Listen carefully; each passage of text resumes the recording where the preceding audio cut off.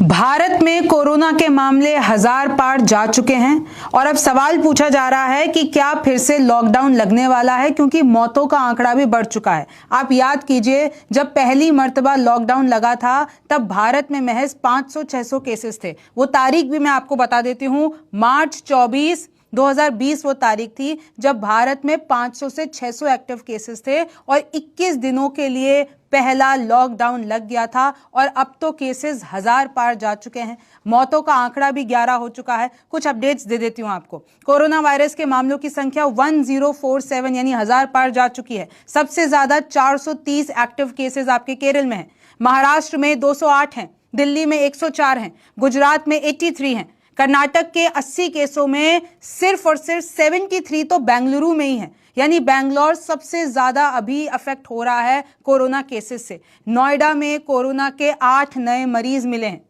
कुल 11 मरीज हो चुके हैं जिनकी मौत हो चुकी है। आप देखिए, कुल 11 मरीजों की मौत हो चुकी है। महाराष्ट्र, राजस्थान, पश्चिम बंगाल, कर्नाटक, मध्य प्रदेश, इन सब में मौतें हो चुकी हैं। 9 की मौत तो एक हफ्ते के भीतर में हुई है, यानी ये जो एक हफ्ते में अचानक से कोरोना वायरस बढ़ गया है। और अभी भारत में 4 वेरिएंट मिले हैं। वो 4 वेरिएंट कौन से हैं मैं आपको बता देती हूं।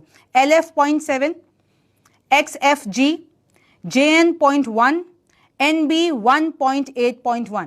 ये वेरिएंट खतरनाक हैं। और कैसे, किन लोगों की जान ली है? 26 साल के एक युवक की, 21 साल के एक युवक की, 84 ईयर्स के एक बुजुर्ग की, तो इन सब की जान चली गई है। अब देखिए, जो एक्सपर्ट्स हैं वो बता रहे हैं बहुत गंभीर स्थिति नहीं है, पर आप सबको सतर्क रहना है। अब आप देखिए कि कोविड के खिलाफ बनी इम्यूनिटी इस वेरिएंट पर असर नहीं कर रही है।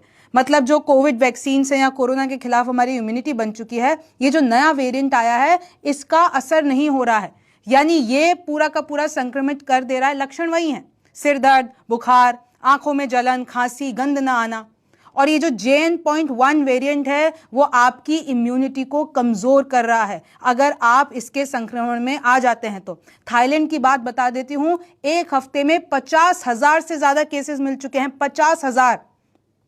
अमेरिका में एक हफ्ते में 350 मौतें हो चुकी हैं। तो आप सोचिए कि विदेशों में वापस से ये कहर बढ़ रहा है, भारत में भी बढ़ना शुरू हो चुका है। सिंगापुर, हांगकांग में लगातार फैल गया है। अब देखिए, आपको सतर्क रहना है, घबराना बिल्कुल नहीं है। और आपको जितनी भी अब एडवाइजरीज निकली हैं, आपको वापस से, आपको पता है ना, हॉस्पिटल में वापस से बेड, ऑक्सीजन जितने भी उन सबकी वापस भरा जा रहा है उनको।